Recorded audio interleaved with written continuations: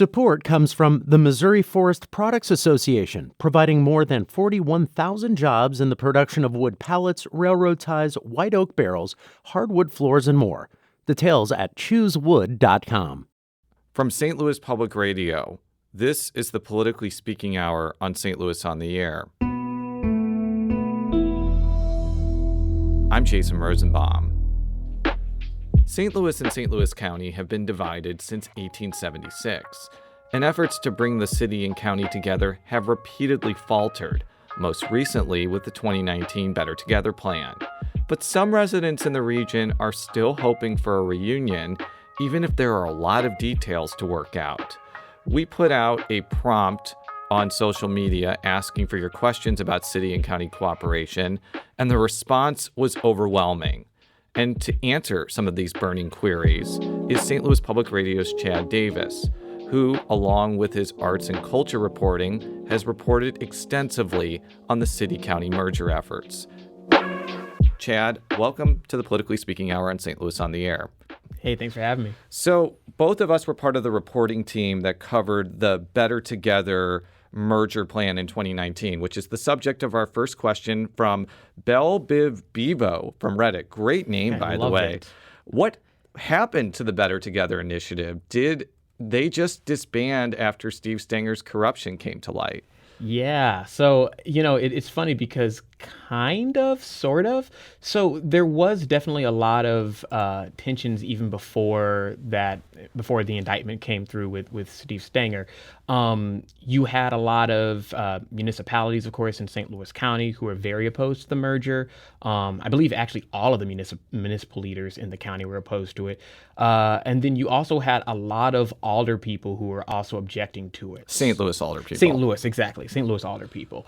So you kind of had that going into or preceding the indictment, but then when it turned out that Steve Stenger was under federal investigation, you had that kind of torpedo it a little bit. And then, of course, there's a controversy with the St. Louis County NAACP, where the leader of the St. Louis County NAACP was found to have had some type of working relationship with the people in Better Together. And again, you had a lot of alder people, especially black alder people, who were opposed to the merger. And then when you had a lot of these municipal leaders, and especially municipal black leaders, they kind of, I was going to say, I think that the inability for Better Together to get black political leaders on board was actually a bigger problem than Steve Stenger's criminality. Mm-hmm. Because for the reason why that is because if you create one voting jurisdiction between St. Louis and St. Louis County, it's an overwhelmingly white voting jurisdiction. And this is at the time when black political power has kind of reached its zenith, where you have a black congresswoman, mm-hmm. you've had black countywide officials, you've had a black mayor. Yeah. That's pretty much what you found as well in your reporting, correct? Yeah, and it's also interesting too, and I know we'll talk about other places around the country in a little bit, but like other places that also had a large black population when they actually went through a similar merger, some of the criticisms came, like I believe in Indianapolis, some of those criticisms were that they lost some of the black political power as well. So yeah, like you said, with it, whether it was the county or whether it was the city, a lot of the black political power would have diluted significantly. Friend of the show, Janelle O'Day, writes, how much of the reluctance to merge the two come from munis within the county? How many of the problems that we have when we talk about the merger come from this home rule, small government, anyone can organize themselves into a government structure that Missouri has? Yeah, the municipal power within St. Louis County, I'll just focus on them too, just because you had the league there. They were very opposed to the merger.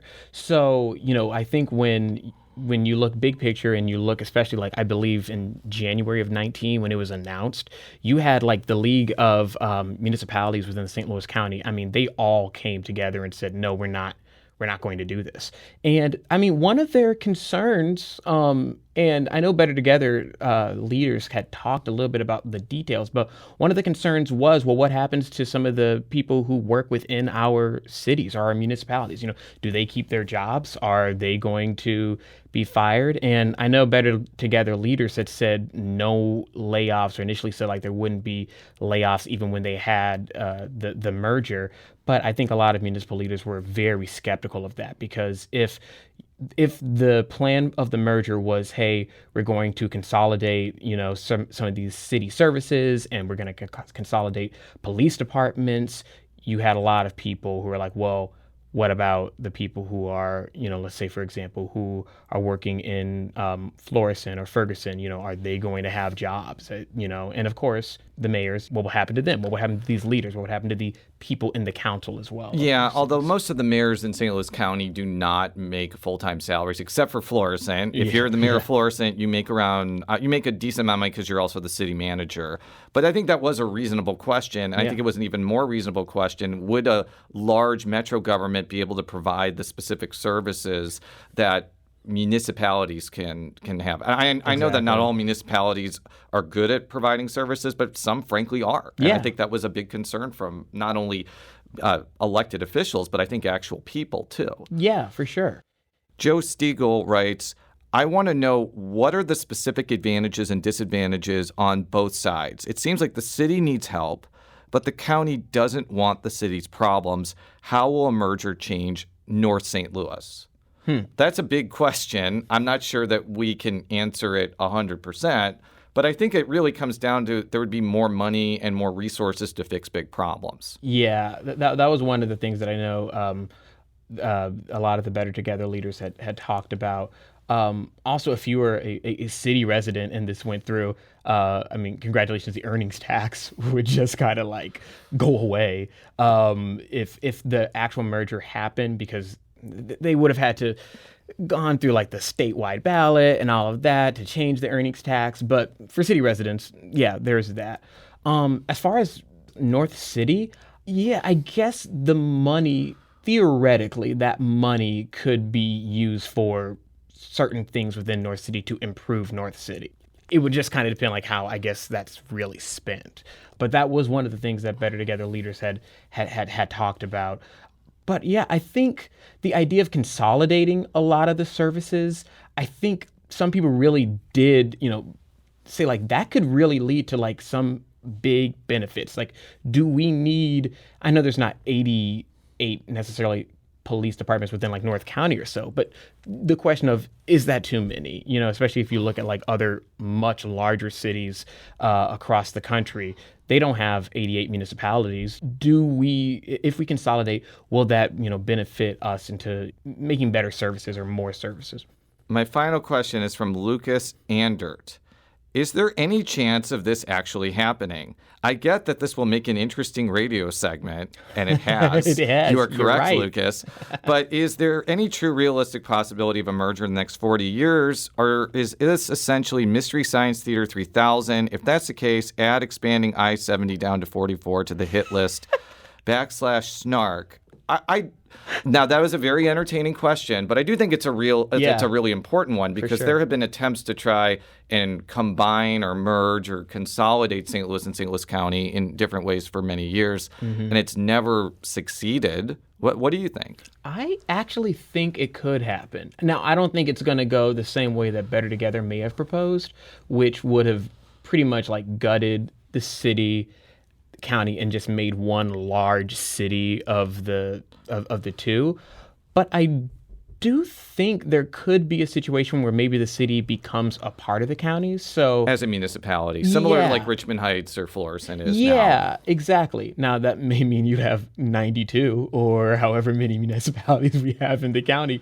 But I remember when I was reporting in 2019, there were some alder people who had even said like, the idea of maybe having the city as a part of a county, like they weren't necessarily objecting to this. St. Louis City alder people, I mean, because then you would still have then, of course, it was like, 28 to 30 alder people, but you would still have alder people within the city who are making decisions for the city, as opposed to just having one mega city that has, the city and the county combined, and then, completely different leaders for the entire region, if that makes sense. So I think if that happened, there may be less reluctance over the next couple of decades.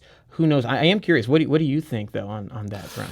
I don't know. I think it is a possibility, but I think that without buy-in from Republicans and black leaders, I think the answer is no. Yeah. If I had to be more succinct to it. Chad Davis is a general assignment and arts and culture reporter for St. Louis Public Radio and was one of the de facto merger reporters back in 2019. Chad, thank you for joining me on this show. Yeah, thanks for having me.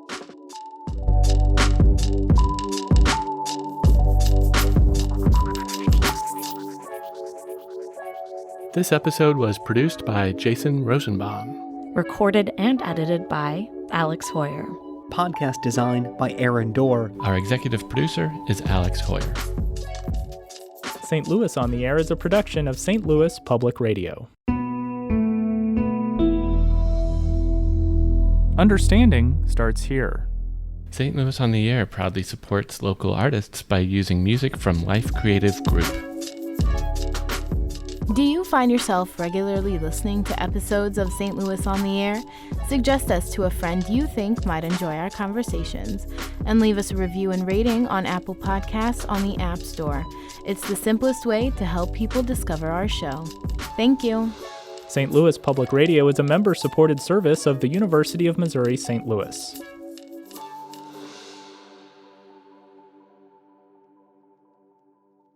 Support comes from Missouri Forest Products Association, committed to sustainable and sound conservation of the state's forests, which support more than 41,000 Missouri jobs, resulting in a $10 billion industry. ChooseWood.com.